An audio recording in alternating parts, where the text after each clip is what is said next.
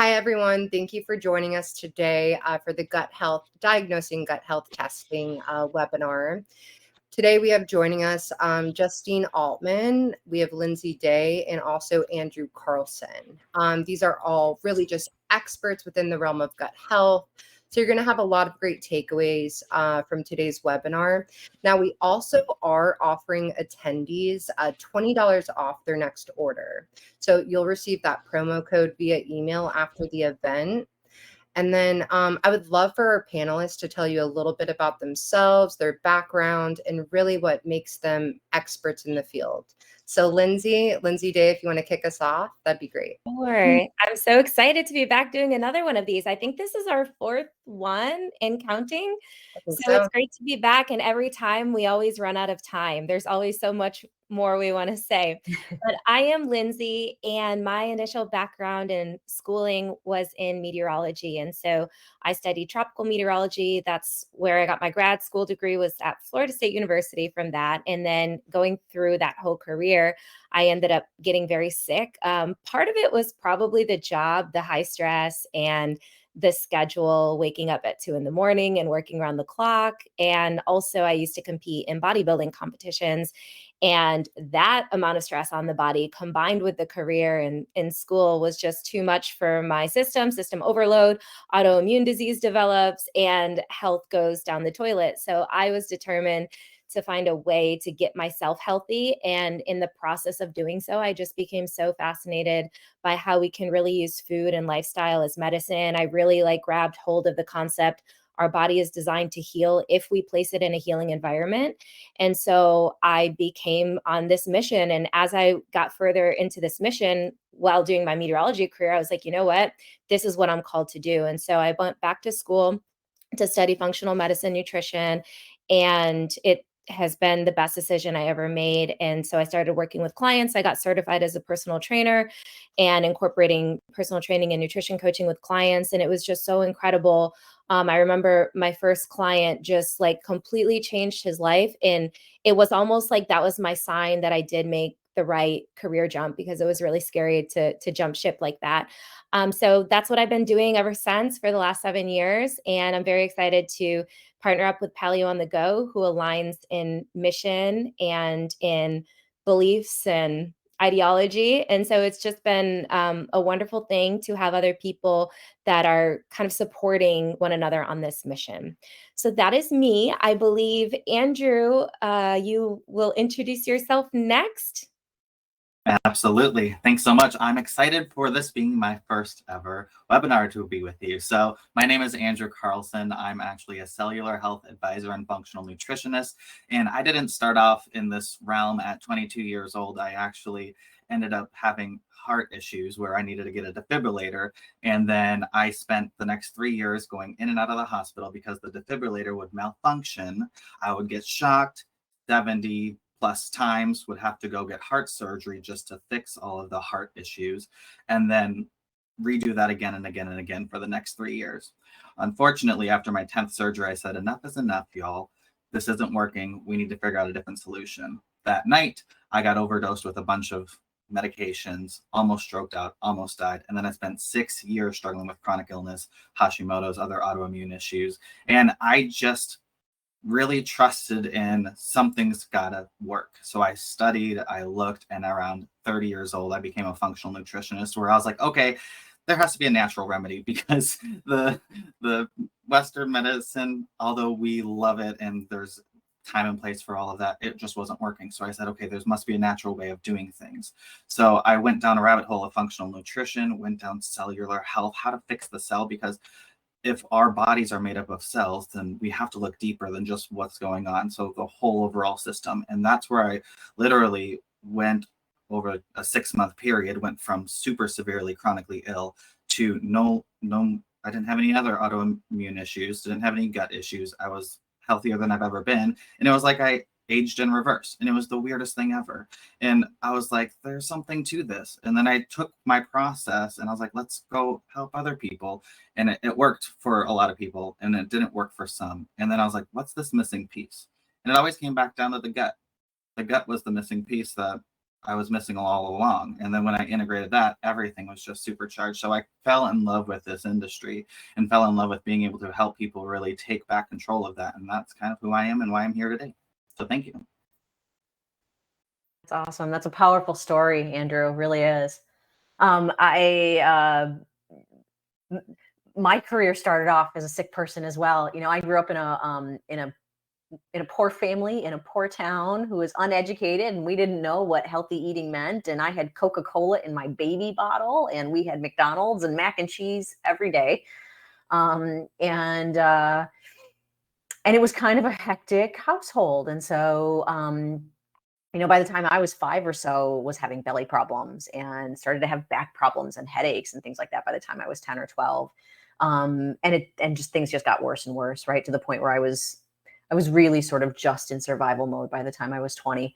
And so spent my first couple of decades as a sick person, but eventually figured out how to eat real food, right? Take care of myself. And things got better much faster. But then I hit a plateau. And it wasn't until I discovered, similar to Andrew, and I'm sure very similar to Lindsay's story as well, you know, I sort of found, for me, functional testing, you know, like actually was able to look under the hood, find out what's going on with the gut, and what's going on with hormones, and what's going on with, you know, I had a body full of toxins, to be able to take a look under the hood and see what was going on so that I could get some of that junk out, right? Because the good diet makes a huge amount of difference, and good sleep makes a huge amount of difference. But sometimes if the dysfunction is pretty deep, it's just not quite enough. And we've got some missing puzzle pieces. So I'm excited because that's what we're going to talk about today. And so these days, I'm the clinical director at Ann Arbor Holistic Health. We are a team of small team of practitioners. We serve clients virtually and in person. So we serve the entire United States. But essentially, we sort of help people get healthy from the inside out, sort of reverse engineer, you know, we're finding root causes and things like that. And we do so from sort of every holistic modality you can think of, because on our little team, we have just about everything. We've got chiropractic understanding, and we have Chinese medicine, and we have functional medicine training, and we have Reiki, and we have reflexology, and we have acupuncture, and advanced aromatherapy training, and all sorts of stuff. So basically, essentially, we draw from every tool in our tool belt to try to make sure that we're really giving individualized care to make sure that people can get back on track the way that they're supposed to be, right? Help the body do what it's meant to do, what it knows how to do naturally, if we can just get some of the stress off the body. Yeah. All right. So thank you, Lindsay. I would love for you to kick off a little chat here with us. Sure. And before we jump into my presentation, one of the things we were discussing before everyone joined us was just about some of the different tasks that we all use. And so before I do a share screen, if Andrew and Justine, you don't mind following me and sharing with everyone, what are some of your go-to tests that you use when helping someone with their gut health? I think there might be a lot of similarities here, but some of the ones that I've come to love are the GI Effects test by Genova Diagnostics, and GI Map by Diagnostic Solutions is also a good counterpart. I tend to steer more towards the GI Effects because there's a couple other markers in there that I like, and I just kind of like the way it's laid out.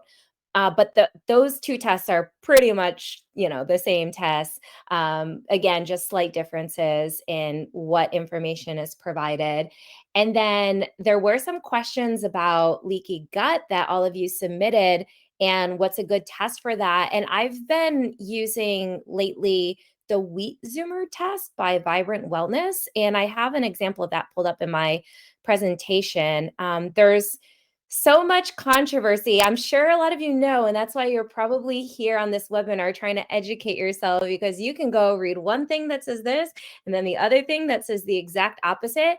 And I do think it's important to try to consider both sides and understand, why is this person saying this and why is the opposite side saying that? And what can we agree on, and maybe focus on the things that we can agree on. So that's been my take. But I'll let Andrew, if you want to go, we'll do that same order. If you want to share any tests that you like to use or any ways that you like to address gut health with your clients.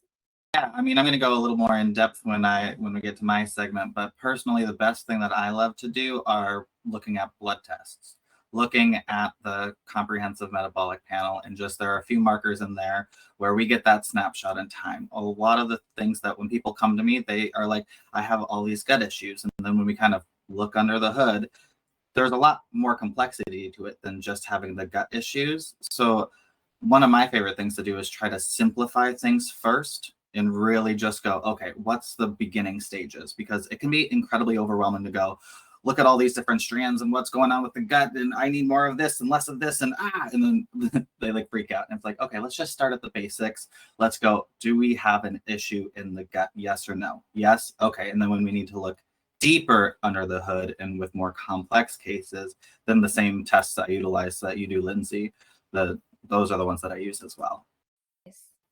Justine. Yeah. So I'm similar to Andrew. We tend to do blood work with just about everyone we work with. We lean heavily on the GI map. That's one of our favorites. Not only to sort of see sort of the balance of microbiome, right? Do we have enough good guys and not enough, and a reduced amount of bad guys, but also how's the gut functioning, right? How many soldiers do we have in our immune system army on active duty right now? And are we digesting our proteins well? And are we digesting our fats well? Is there inflammation? Sort of all of that stuff. To really get a good picture of, is there really a problem? And do we only need probiotics, or do we need some antimicrobial work, and what really is going on for that individual person? Love it. Yeah. We all use very similar methods, and at the end of the day, we all help people get better. If you don't mind, I'll share my screen and hop right in. And so the way this is going to lay out, just for everyone that's watching, is I'll share a little something. I believe Andrew will share next, or is it Justine that shares next? Whoever wants to go next can go. So I'll let you guys tell me after I'm done presenting who's going to go next. So we're each going to share a little something, and then we'll come back and we'll bring it together and we'll give you all some nice little takeaways here. So as I do a share screen, if someone could just give me I was going to say a thumbs up, but I won't be able to see you. So if you can give me a verbal acknowledgement that you can share my screen, you should be able to see it right about now. Looks good, Lindsay. Thank you, Justine. Okay, play mode. I wonder if you can see all my million tabs open, I think. Oh, well, you're just going to have to see my million tabs open if you can see them. We can't see them. It's perfect. Oh, wow. Okay, great. So we are diagnosing gut health today as best we can, right? Because the best way to truly see what's going on with you would be to have one of these tests done for you. So some of the questions that you guys were submitted are listed here on the screen. Thank you for your wonderful questions. And these are the ones that I think we'll find a lot of answers to in what I'm going to be presenting today. So which gut tests are most reliable? Oh, we kind of just did that one. 2, how regularly should we test the gut? What are warning signs that the gut is not healthy? How do I know if I have leaky gut, and what can I do to improve gut health? And are there supplements I should take? And I still have bloating on AIP. What can I do to reduce? So at the end, I'll pull these questions back up and tie up any loose ends that I didn't directly address through this. So you see, I scribbled out this patient's information. However, this was a very recent test. Just back about a month ago is when he did it. And essentially, this is the GI effects test by Genova, which is very similar to the GI map. This is one of the tests we all mentioned that we like to use. And they give a nice little cover page of the overall picture of this client. So kind of like what Andrew was mentioning, like we can get so bogged down and overwhelmed. There are hundreds of markers that come back on this test, but what does it mean? So they do a little overview when you get this test back, and they say, okay, you are really struggling with maldigestion. You're really struggling with dysbiosis, inflammation, less of an issue, metabolic imbalance. Yeah, it's kind of an issue. So you can see like a nice little summary breakdown of what your main problems are. Of course, that in and of itself probably means nothing to you unless you are very knowledgeable in how the gut works, or if you're working with someone, that's the beautiful thing, because then they can help you to translate that into, okay, what does that look like in terms of diet, in terms of supplements, and in terms of lifestyle? So let me give you just a couple of ideas of how your specific gut markers might be keeping you from making the progress that you're looking to do. So let's start at the very top here. Hopefully you can see my little cursor, but I'm circling over this marker that says pancreatic elastase. This is one reason why I love running this test. This is a really good marker of if your pancreas is producing enough digestive enzymes. Because guess what? You could have the most perfect diet, you could be sleeping great, but if your body is not producing the amount of digestive enzymes that it truly needs to break down its food, you'll get larger pieces of food going down undigested further into the gut, and that serves as food for overgrowth of bacteria. It might be SIBO, or it might happen in the large intestine, so SIBO, small intestinal bacterial overgrowth. And so that could be then keeping you from making your progress, that you're not properly digesting your food, you're not absorbing nutrients properly, and you are stuck in this merry-go-round. So it's a beautiful thing to discover if your enzymes are low, because then guess what? You can either supplement or take measures to increase your natural enzyme capacity. I'll give you, an example of how you might increase your digestive enzyme capacity on its own. Make sure you're relaxed when you eat. It sounds so silly, but if you can just take a couple deep breaths before you eat and not eat when you're in a rush, you will actually be producing more digestive enzymes to be able to digest your food. Sometimes that simple thing can be enough for someone. Now, if your levels are in the yellow like his are, or and especially in the red or low end of the yellow, you may want to supplement with a digestive enzyme supplement. And if you have any questions on that, you could ask. I'm sure any one of us would be able to help you out with that. But another thing we were really seeing with this client is he has high amounts of fecal fat. So that means for this client, he was not breaking down his fat properly. This could be an issue of not secreting enough bile. Your gallbladder releases the bile because you need bile to what's called emulsify and break down fat. And so if you are not producing enough of those pancreatic digestive enzymes, lipase is an example of a pancreatic enzyme that breaks down fat. If you're not producing enough bile, if you're stressed out again while you're eating, then you actually may need some help digesting fat. Could be a little from the pancreatic enzymes. There are pancreatic enzymes with ox bile. I've seen, clients that have had their gallbladder removed, and they may need some more bile supplement support that they may need to be on for more of a long-term thing so that they can properly digest their fats. So going down the chain here, what we did with this client, yes, we did put him on some digestive enzymes. It was great to see that his inflammation in his gut was low. Sometimes, if these inflammatory markers are high, I personally would refer out to a gastroenterologist to check for inflammatory bowel disease and have them, work a little bit more closely with a gastroenterologist. I do call upon, Western medicine doctors. And I personally, what I like to do is I like to work as a team with my clients' doctors and try to, because it can be very overwhelming when you have this doctor telling you this and that doctor telling you that. And then the client is just like, what do I do? Right? Torn in so many different directions. So I like to work together with the doctors. Last thing I'll go over here is we saw that his short chain fatty acids were really low. So short chain fatty acids, what are those? Some of you might know, but you know that we need to eat our fiber, right? Well, that's because when we eat fiber, the bacteria in our gut feed on the fiber and they produce these short chain fatty acids. Examples of short chain fatty acids would be acetate, butyrate, and propionate. And so these are so important for our health. I'll add on like 10 more so's to that. They serve as like signaling molecules to different parts of our body. They are huge for brain health, preventing brain degeneration, promoting brain regeneration, for so many areas of our health, for having an intact gut lining, for preventing leaky gut. So if we are not eating enough fiber, our bacteria in our gut are not going to be producing enough of these short chain fatty acids, and we are going to be stuck in this cycle of sickness.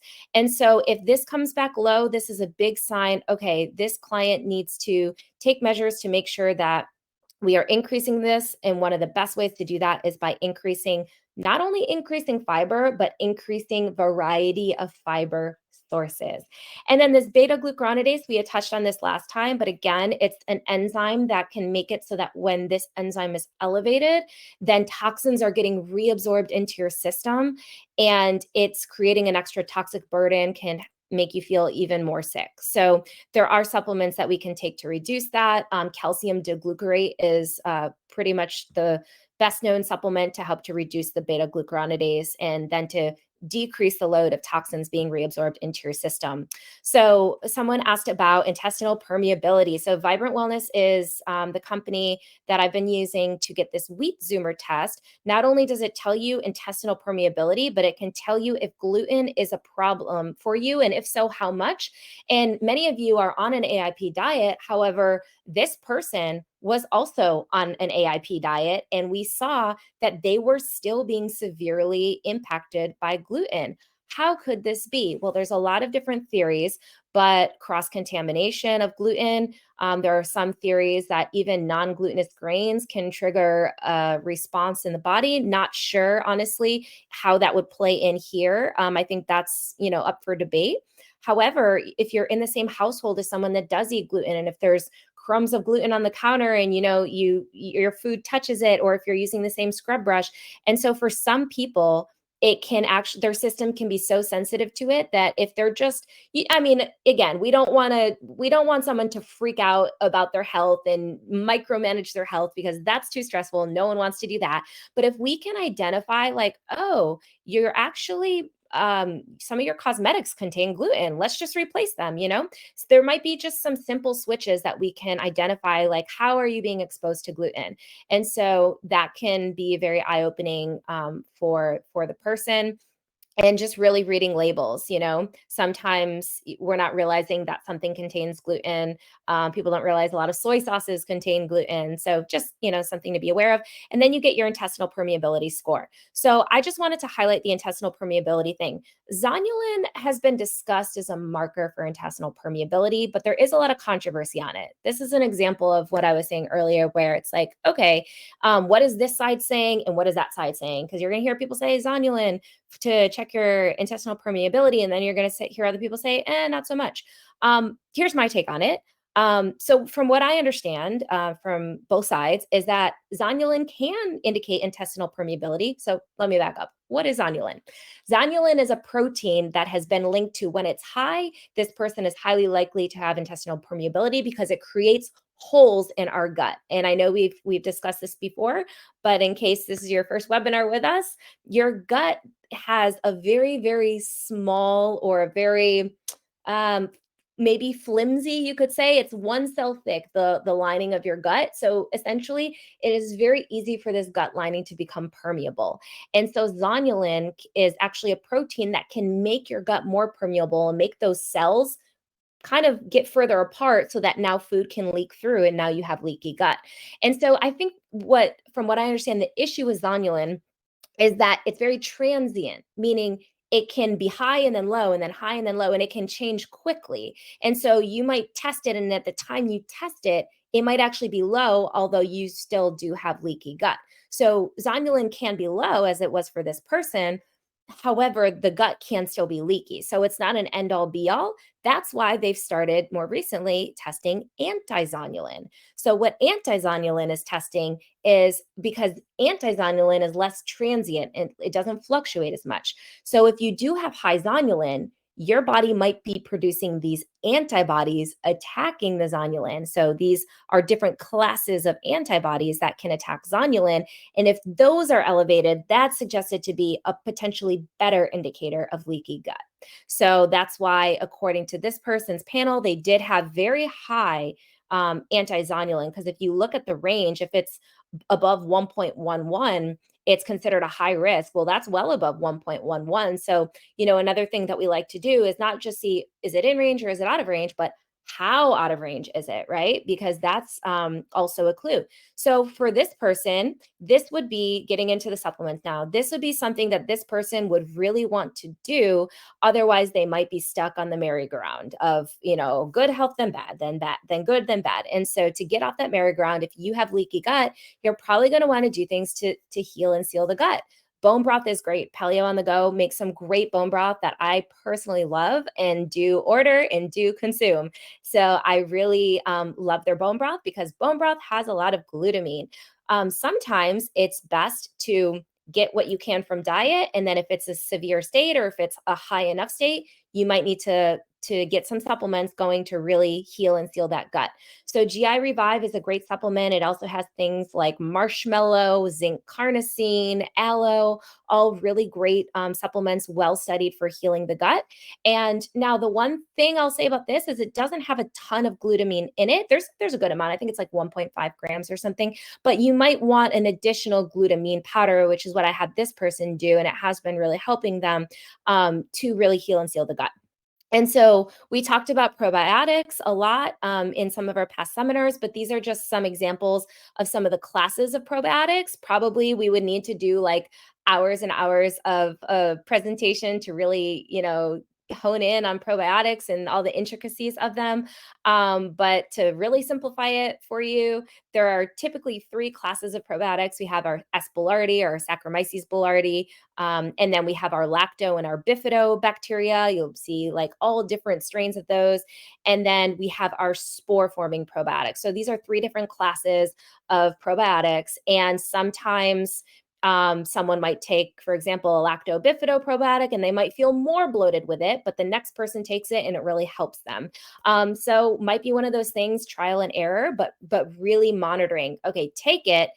Notice how you feel, but keep in mind the first few days of any probiotic might be inducing some shifts in your gut, and you might feel some digestive discomfort, which is not necessarily a bad thing if it happens, within the first couple of days.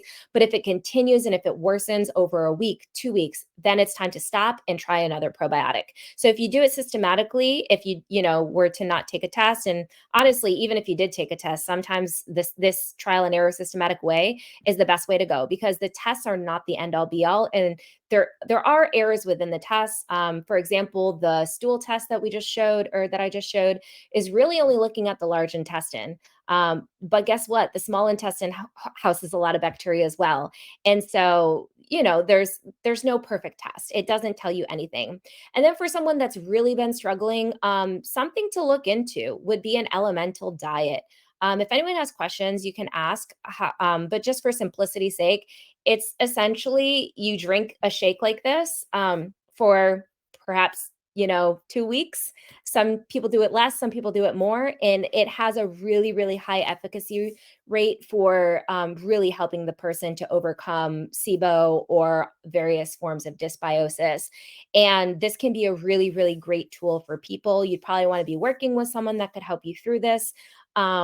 Because there are things that you would want to be aware of, but just, do some research on it. If you feel like, hey, I've tried everything and nothing is working, this is definitely something that I've seen be very effective for people where nothing else was working.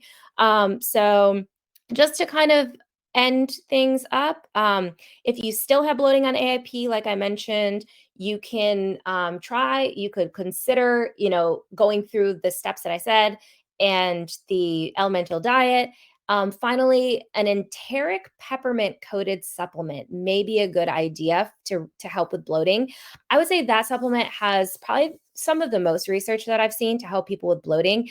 Enteric coated, more specifically, if it's lower in your gut that you're feeling the bloating, because the enteric coating will keep it from being absorbed and being active in the upper part of your digestive tract, and it'll allow it to go further into the digestive tract and really do its job there.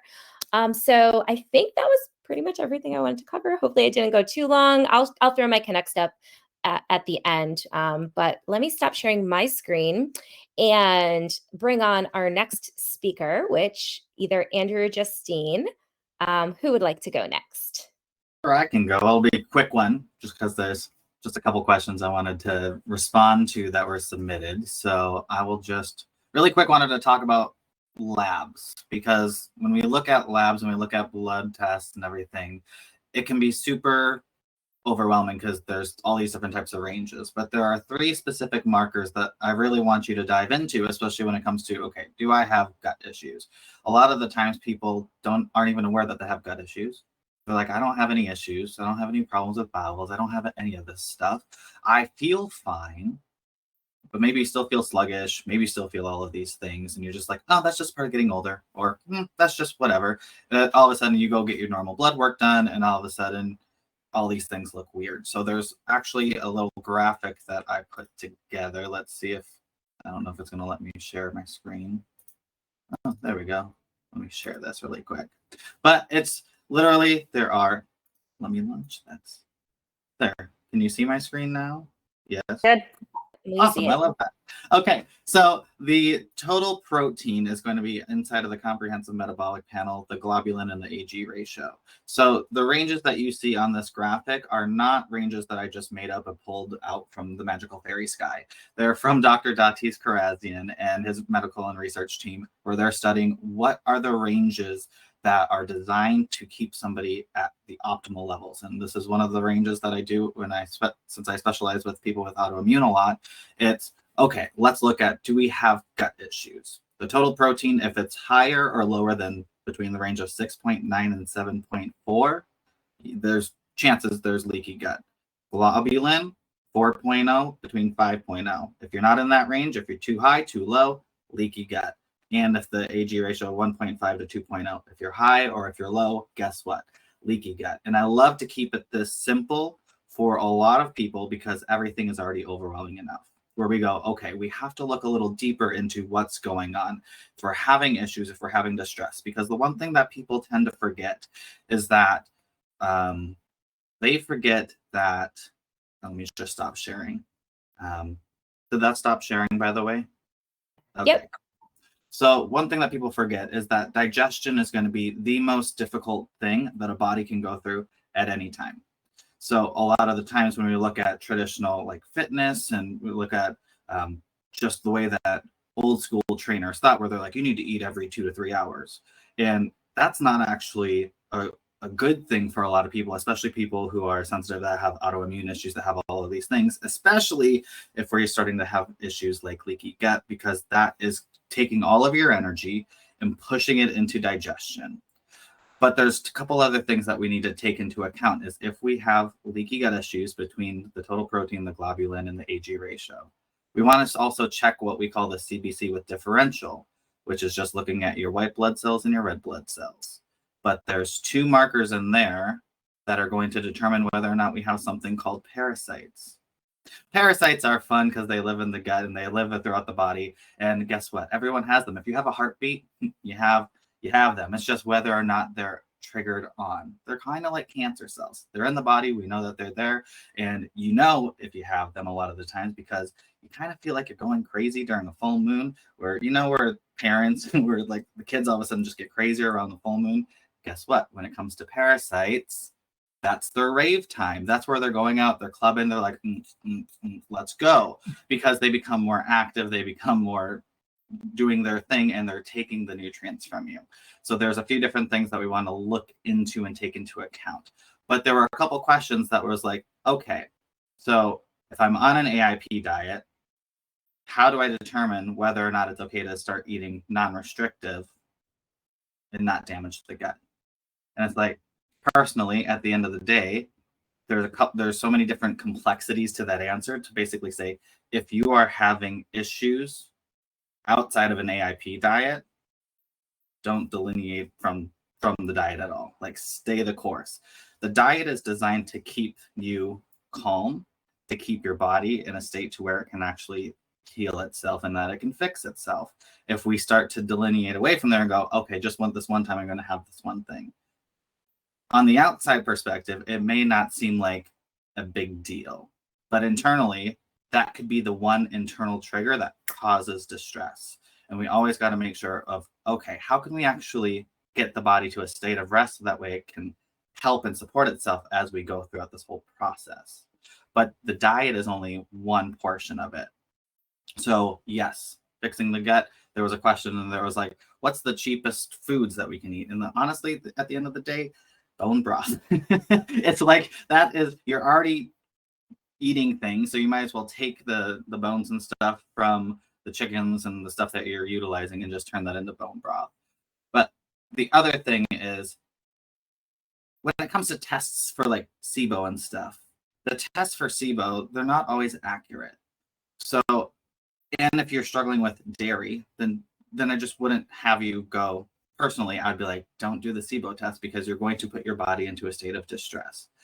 There's this thing that happens when we put our body into a state of distress. It creates and triggers to the brain and sends signals that just says, this is too much. And you're going to be stuck into this fight or flight response system. And that's where we create this thing called inflammation, this cellular inflammation that basically will become this barrier around your cell, where you think you're eating really good things. And that's why diet is only part of this, where you're like, I'm eating all the right things, but I'm still having reactions. Because when we are creating our body and having this state of internal distress, that becomes a cap where nutrients can't get into the cell. But inside the cell, we're creating this thing called gasoline, this ATP, this energy that comes from us, but it also creates toxins. So those toxins can't get out. So even though you're eating the right things and you're doing the right things, but you still feel like you're not getting better, it's simply because at that cellular level, there's this barrier around. So we have to start looking deeper into all of these things. So the one thing that when it comes to leaky gut, I always just say, if you have gut issues or you're unaware that you have gut issues, check your labs first and then go deeper into it. And I know that we can go down the rabbit hole for the rest of this, but I want to pass this over to Justine so she can go down her rabbit hole, and then we can actually come to Q&A and be like, hey, what's going on? So Justine. Yeah, thank you. Great presentation, guys. I can't get enough of this topic. When you talk about going down rabbit holes, man, we could do this for till bedtime and not run out of things to talk about. I'm going to share my screen and we're going to take a look. I've got just a couple of pictures to show you. The first is, let me make sure this is working. Are you guys able to see my screen? Yep, we see it. Okay. It doesn't show me that you can see it. That's goofy. So we're looking at the lining of the gut. Yeah. Yes. Okay. Healthy gut versus leaky gut.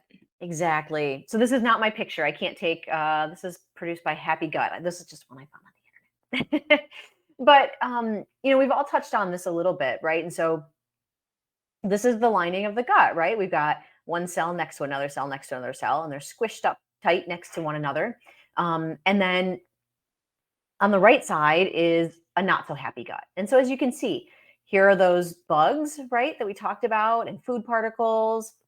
Like Andrew said, we've all got these bugs. Everybody's got bugs. There's no such thing as not having bugs. There's germs, parasites, and bacteria, and yeast is everywhere. It's on every piece of food you eat. It's on every doorknob you touch. It's on every person you touch. It's all over the place. So it's not about avoiding those things or having none of them. It's about your system being in balance enough where those guys can't get a stronghold and basically take over the joint, right? So those things are all there, and your cells are super duper smart. They know what things are supposed to pass through and get into your bloodstream here, and they know what things are not supposed to do that, right? And so your cells make this decision like, oh, you're a good vitamin or mineral, you get to go through. And as a gatekeeper, it decides you go through and you get into the bloodstream, and ooh, you're not good, you're a pathogen or you're a toxin. And you get the boot. And what that means basically is keep on moving along and you get to go out the other end instead. But when the gut is struggling, right, if we have too many of the bad guys or not enough of the good guys, or we have too many toxins, or we eat too many foods that are not organic and they have pesticides and herbicides, we start to see damage happen. And that's what produces that zonulin that Lindsay was talking about, right? And we start to see little gaps open up. And as you can see, this picture does a really nice job of showing you then some of this stuff that was supposed to become poo instead starts to get through, right, and get into the bloodstream. And so now, before we just had these good vitamins and minerals, we had good nutrients. Now we start to have some bugs in the bloodstream. This is serious, right? Your body goes, oh, that's a pathogen. That's an infection. That's a bad guy in the blood. And that is dangerous. And we can't have that. And so your body starts to react to that. In most circumstances, right, in the beginning, it reacts to it. It sort of addresses the situation. It calms right back down. So we're in this fight or flight. We calm right back down into rest and digest. But over time, your immune system, like the onslaught is just constant, and your immune system starts to make mistakes. because these leaky spots are there, and particles that are not supposed to be getting in, and sometimes even innocuous, right? Bigger food particles. I think Lindsay mentioned that. Things that would be a good thing, but it just didn't get broken down well enough. And so your bloodstream can't actually, it's too big to be useful. That your body starts to overreact. And that's when we start to see autoimmune conditions start to happen, right? And that's those of us where AIP is really super duper important. It's like, because every time we eat something that's not AIP approved, right? Especially the really big offenders, gluten, dairy, processed sugar, alcohol. Our body responds in a bigger and bigger and bigger way, sometimes because the immune system is malfunctioning, basically. And other times it's because we have more of these gaps, or because they're wider than they were before, right? And so the wider they are, the bigger the particles that can get through, or because our absorption continues to be poorer and poorer over time, right? If you see in the healthy gut, we've got these like fingers that stick off the top of the cells, right? So those are called our villi. And the reason they're there is because they create all this surface area for particles to keep flowing through, and for there to make lots of space for nutrients to be absorbed. But as you can see in the unhealthy gut, they look maybe more like toes than fingers. It's because those villi, they start to atrophy. And now we don't have as much surface area. There's not as much opportunity for the body to do a good job breaking down and absorbing nutrients. And we start to see that. We see that a lot with dairy. So at the tips of the villi, right at the tippy top, is where our body produces the enzymes that help us break down the proteins in dairy. And so if we've got toes instead of fingers, the sections of the villi that produce some of the enzymes that break down dairy, they're not there anymore. And so we can eat dairy and we maybe still get something from it, but that's what tends to cause the intestinal distress then when we eat dairy, is because we've just put something in our body that our body doesn't have the ability to break down all the way. And as a side effect, that also tends to be part of the reason why we tend to get constipated if we eat too much dairy as well. Anyway, okay, so that's a little bit about how the gut works. And now I'm going to show, just for a moment here, the GI map. We've looked at this before in previous webinars, but I can't help myself because I'm such a nerd about the testing. Test results day is like Christmas for me. So this is a sample test report. It tells us all sorts of stuff about the bacteria and the yeast and the parasites. Everything that's sort of going on in the gut. On this very first page, everything is, this is about different species being tested. And we've got your test results in the middle. This little caret and DL means less than detectable level. It means it's a negative. So this is really great news on this first page. Everything was negative, which means there are no really big toxins going on. So no C. diff, which people get in the hospital sometimes. No salmonella. We know what that is, right? No virulent E. coli, which would be like a bad case of food poisoning, that kind of thing. And then on the second page is where we start to see some things happen. Sometimes there's H. pylori. That's a bug that likes to live in the stomach, and it reduces stomach acid, which means our digestion isn't as good anymore. And our first line of defense against pathogens getting into the gut is not very good anymore. But it also tells us about our good bacteria, right? So do we have enough of the good guys? In this client's case, she didn't have enough of the good guys. In some cases she did, but she had some here that were low, and she had one that was missing entirely. And this one's important, sort of like the test that Lindsay was showing us. This particular bacteria, we call it a keystone bacteria. It means it's an especially important one. And part of the reason is because it takes that fiber that Lindsay was talking about, and it produces those short chain fatty acids, which are really nourishing to the gut. And so if we don't have enough of this guy, because we didn't eat enough fiber, or because we had too many bad guys and these guys couldn't thrive, then we can't produce enough of those short chain fatty acids. And then the damage that we have to the gut can't be repaired on its own, right? We need that glutamine and that GI revive that Lindsay was showing us, because otherwise we don't have the ability, the gut doesn't have enough of the good things it needs to start doing the repair it needs to do. And then this next page, this is all about unfriendly species that we don't want to see a whole lot of. So as you can see, there's some overgrowth of this one. There's a little bit of, so it doesn't show as red, this staph, but we don't want any staph. We would rather have zero. We would rather have zero of the strep. This guy's starting to creep up there a little bit. Methano, that's a methane producer, which means we're likely to be bloated if we have a lot of that one. And all of the species in this section, right? We know the research proves to us that there's some correlation, a strong correlation with autoimmune conditions. So we know if Citrobacter is high and if we've got Klebsiella and some of these other ones, if they're overgrown, that we are more likely to have autoimmune conditions. And it's because some of the toxins that these guys produce as a byproduct are pretty toxic. It's not good, right? If we've got that leaky gut, then these toxins are getting into our bloodstream, and our immune system is just constantly 24/7 trying to fight off those toxins, right? Because that's what our immune system does. Not only does it capture pathogens, but it captures toxins as well. So our immune system goes, "Ooh, you're no good," and it reaches out and it scoops it up and it neutralizes it. And so our immune system is really good at that. But eventually, it's only got so many resources to go and scoop up all the things, and some start to take up residence. And now that it's sort of an extra burden, right, on our liver, and we start to get skin breakouts, and we get, the list of symptoms and the way it can sort of manifest for people goes on and on. But essentially, so the name of the game here is we want to try to restore balance. We don't want none of the bad guys. That's not necessarily the goal. We just want to have the right amount so that they're not taking over the place, so that the good guys can't do the job that they were meant to do in the gut, which is to help us digest our foods and to help keep our gut constantly sort of repaired and replenished and in good shape.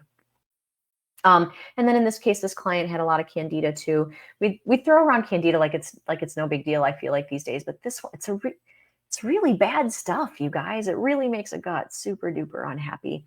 And we almost always see candida overgrowth if there's a whole bunch of unfriendly bacteria, because there's no pretty way of saying it, but candida basically thrive on the dead bug body parts of the other guys, any cellular debris left over from the bacterial overgrowth or parasitic overgrowth.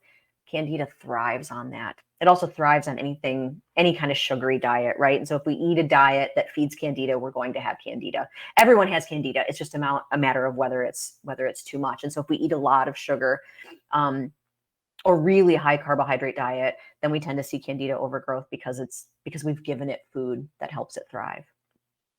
And then this test also looks at parasites. There were none in this case, and worms as well. And then some of the digestive markers. Again, the test that Lindsay showed us looked at some of these as well. Again, steatocrit and elastase, these again are whether we're digesting our proteins well and producing the enzymes that digest our proteins well, and whether we can digest fats as well.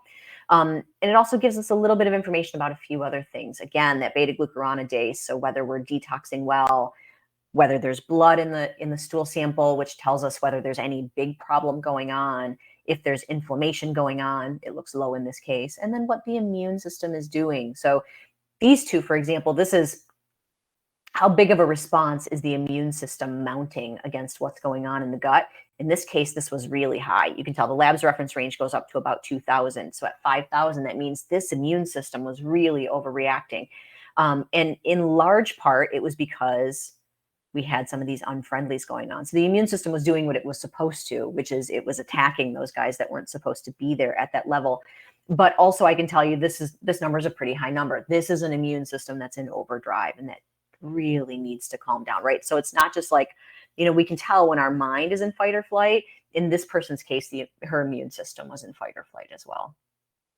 And then anti-gliadin, this is one of those markers. It's one of the ones that was tested in that wheat zoomer that Lindsay showed us, where it's one sort of component of gluten, and if it's elevated, tells us that absolutely there's a response, an immune response to gluten, which means, if we eat gluten and we get a little bloating or we get a little upset tummy, it's not just about enduring the discomfort that we feel when there's gluten present. This is actually invoking an immune system response, right? It's taxing your immune system. It uses an incredible amount of resources for your body to sort of calm down. Plus also, gluten, we know in every single human creates that leaky gut phenomenon. Every human, right? For a lot of people, though, it doesn't happen so long or so dramatic, right? So for some of us, if we're not super sensitive to gluten, that leaky gut, right? If the spot opens up, it opens up just a little. And maybe it closes back within 10 minutes or 30 minutes or an hour. But for those of us that are really sensitive, that leaky gut it can maybe be a really big gap. And in some extreme cases can take as much as 2 years to heal from one exposure to gluten. And so, you know, when you ask about, especially this question that Andrew addressed, from one of you guys about, you know, is it okay to eat a non-restrictive diet occasionally? And you know, the answer is, well, you know, it's okay, like, we're human, right? And you only live life once. So like when you go to your family barbecue, should you be able to have some stuff? Yeah, but not if it's a really offensive food for you, right? Now, if you know that something always makes you bloated, you don't need a test to tell you that that food is not your friend, and that the damage that it's doing is likely far longer lived than the hour or 2 or 3 or 4 that you feel some discomfort after eating it. And so, you know, I encourage people to reintroduce carefully, right? So if you've been eating an AIP diet, and you're bringing back in new foods, what I always teach people, this is the one thing that's like the same for every client, is in a perfect world, we want you to reintroduce one food at a time. So if you're bringing back eggs, then have a little bit of eggs every day for 3 or 4 days. If nothing changes, you feel as awesome as you did when you were eating AIP, that's fantastic. Eggs are back and they're part of your diet now, and you can eat eggs with no concern. Eggs are a good, healthy food. And likewise, same thing. If you decide you want, man, I really want tomatoes back. Okay, so have a little bit of tomato every day for a couple of days. Stay observant.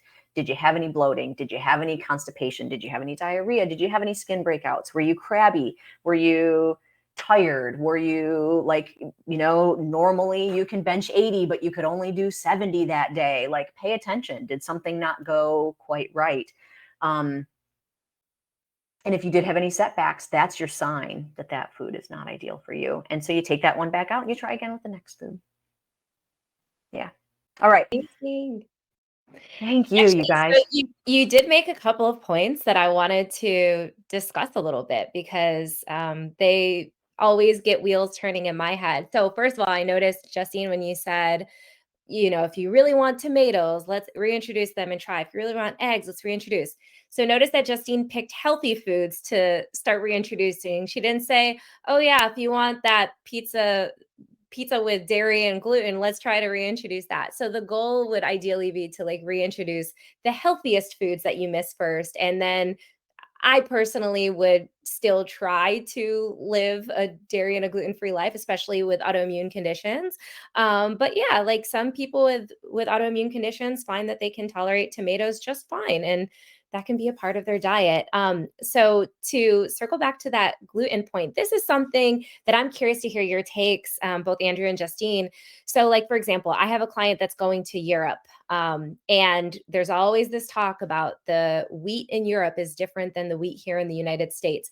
Have either of you experienced, I don't know if you've personally gone to Europe and tried their bread products, or if you've heard of people going that were bothered by gluten here and what their experience was like in Europe. But it's just something I've been fascinated about, and I'm curious to hear other professionals' experiences and opinions on that. Yeah, I love this question. So you would think in this day and age that like bread is bread, gluten is gluten, but it's not. And so I actually have had this happen with clients, that if they dabble with gluten at all, it just wrecks them. But I've actually made the negotiation like, okay, but if you're abroad, we'll allow it. We'll make an exception, and they do just fine. And so there does seem to be, you know, the fact that it's produced with ancient grains, the chemical structure just is different, and it's just not as offensive to the gut. Yep. That's what the research kind of supports, is that it's the genetic modification of it that's possibly what's the most detrimental to us here. So that's cool. Thank you for sharing that. What about you, Andrew? I actually, personally, I have become more gluten intolerant, but I get it shipped from Italy and totally fine. Yeah. So if I'm going, like, I'll make everything from scratch. If I'm going to allow myself to enjoy it, I'll get it from Italy. I'll have it shipped in. I'll make it from scratch. So that way I know all the ingredients are there. I've had clients that go overseas and they're like, I'm totally fine. And they actually had more energy. Their bodies did better with all the foods that are over there. And it's, you know, here we're bleaching, genetically modifying, we're doing all of those things, all the wonderful, amazing things that are happening with our food sources over here. And it's unfortunate that that's what's happening. And also we have to remember that bread was created at a time during a time of famine, not a time of feast. So it was there to create some kind of sustainability for the people in that time.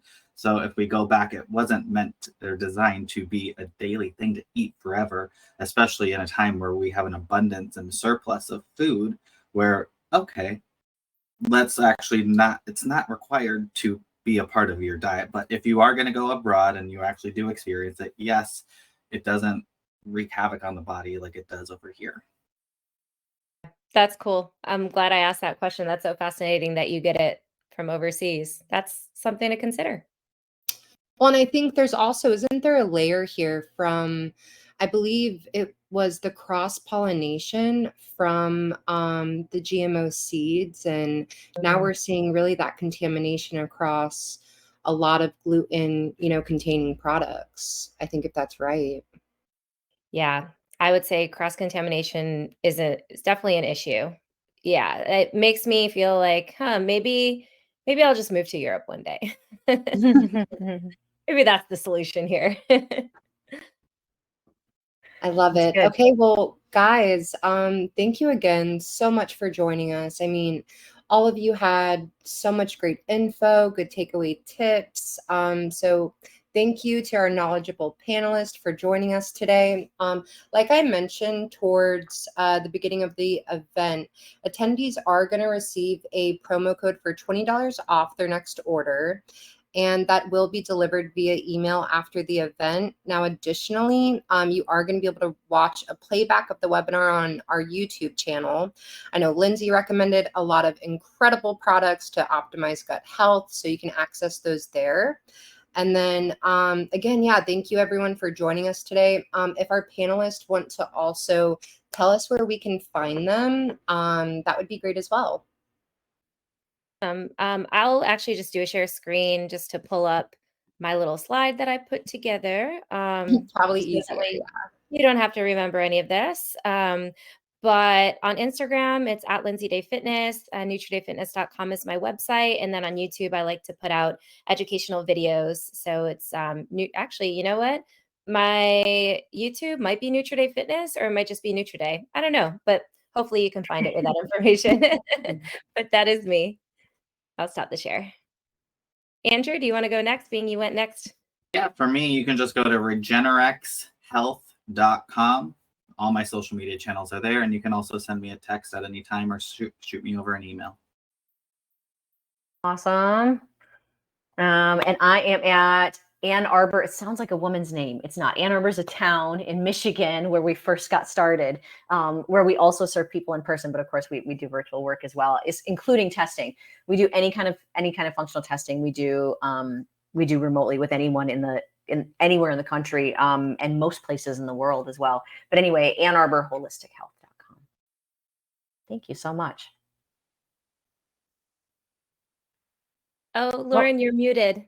I just saw your mouth moving, but no sound. Of course I am. So everyone stick around for a little bit more info about our upcoming webinar. And again, thank you everyone for joining us today. I don't know if you guys have any kind of final things that you want to touch on before we conclude. I'm sure you guys could go all day. I'll just say we plan to do more of these webinars in the future. So please take advantage and submit your questions. And thank you all for submitting the questions, because it helps to guide us on what you would like to hear. So I look forward to seeing everyone next time. Awesome. All right. Well, again, thank you, everyone. And we will talk to everyone soon. Bye, everyone. Lauren, thanks, everyone. Thank you. Thanks. Bye, everyone.